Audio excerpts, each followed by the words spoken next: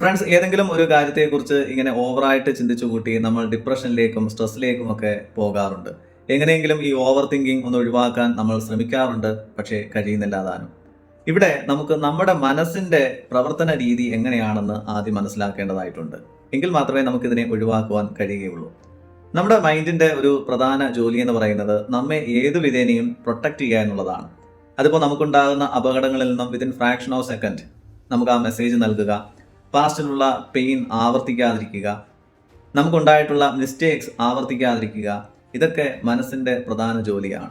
ഇവിടെ റിലേഷൻഷിപ്പിന്റെ കാര്യം എടുക്കുകയാണെങ്കിൽ, നമ്മൾ ഏതെങ്കിലും രീതിയിൽ മറ്റുള്ളവരാൽ ഹർട്ട് ചെയ്യപ്പെട്ടിട്ടുണ്ടെങ്കിൽ അത് റിജക്ഷൻ ആകാം, മിസ്അണ്ടർസ്റ്റാൻഡിങ് ആകാം, ഇനി മറ്റുള്ളവരിൽ നിന്നുള്ള വിശ്വാസവഞ്ചനയാകാം. ഇതൊക്കെ നമ്മുടെ മനസ്സ് ഒരു മെമ്മറി ആയിട്ട് സേവ് ചെയ്യുന്നുണ്ട്. വീണ്ടും ഇതുപോലെയുള്ള സിമിലർ സിറ്റുവേഷൻ വരുന്ന സമയത്ത് മൈൻഡ് അലേർട്ട് ആവുന്നു. വീണ്ടും പഴയ കാര്യങ്ങളൊക്കെ ആവർത്തിക്കുമോ, നമ്മൾ സേഫ് ആണോ എന്നുള്ളതിങ്ങനെ മൈൻഡ് അനാലിസിസ് ചെയ്തു തുടങ്ങും. ആ സമയത്ത് ഒരു ചിന്ത നമ്മളിലേക്ക് കടന്നു വരുന്നു. ആ ചിന്ത 10 ചിന്തകളാകുന്നു. ആ 10 ചിന്തകൾ തുടർന്ന് 100 ചിന്തകളായി മാറുന്നു.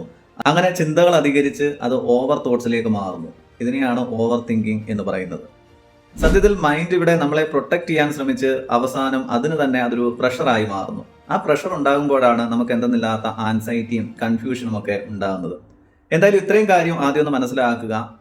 ഈ ഓവർ തിങ്കിങ് എന്ന് പറയുന്നത് ഒരിക്കലും നമ്മുടെ വീക്ക്നെസ് അല്ല. നമ്മുടെ മനസ്സ് നമ്മളെ പ്രൊട്ടക്ട് ചെയ്യാൻ ശ്രമിച്ച് അത് ഓവർ ഡ്രൈവ് ചെയ്യപ്പെടുന്നതാണ്. ഇനി എങ്ങനെ ഈ ലൂപ്പിൽ നിന്ന് പുറത്തു കടക്കാം എന്നുള്ളതിനെ കുറിച്ച് അടുത്ത വീഡിയോയിൽ ഞാൻ നിങ്ങളുമായിട്ട് സംസാരിക്കുന്നതാണ് കേട്ടോ. ഓക്കെ.